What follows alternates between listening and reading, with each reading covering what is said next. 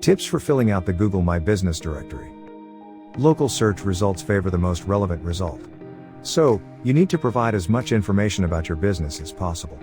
When going through My Google Business, make sure you follow every step and do not skip sections. Use keywords. Do not fill out the directory as you would a web page. Instead, you want as many descriptive words as you can. You want to make sure you use all those search terms that people use when searching your business.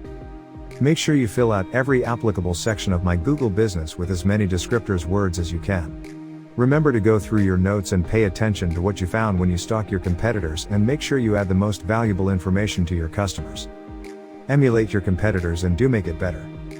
The more different ways you can describe your product or service, the more likely someone who is searching for answers to their problem will find it. Make a list of how you would describe a problem that you have a solution for. And make sure you add this to your directory's product and service descriptions. First steps. First, you will need a Google email. If you don't have one, sign up for an account. Then in Google, search your business name and town to see if you already have a listing. Do not have two listings. If you find a listing, click on your name to open a new tab. You will see a question: do you own this business? Click on it. If there is no listing for your business, go to Google My Business. Both methods will take you to the same page. If you already have a listing, you won't need to fill out the information but verify it is correct. Name of your business. According to Google, you should only use the name that you are customarily referred to. Google states you cannot add a city to your name. But, they have yet to enforce this rule. But be aware they could whenever they choose to, and no one knows how they will punish the offenders. Also, don't keyword stuff. Unless you usually refer to yourself, for example, as Raise the Wolf Dog Groomer, do not tack on dog groomer to your name. Google is more likely to react negatively to this. So, why do people do this? Because it gives them higher rankings, so they choose to be rule breakers. But, there may, later on, be consequences. Just a reminder, if you like this video, give it a thumbs up so we will know to create more like it.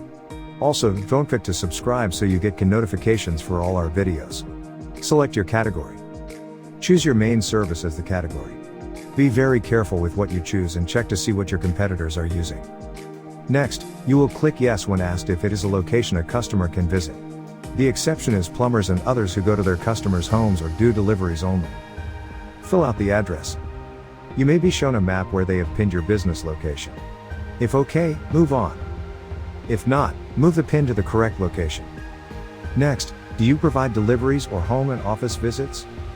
If you click yes, you will be asked to fill out the service area you serve customers beyond the boundaries of your city. Contact information.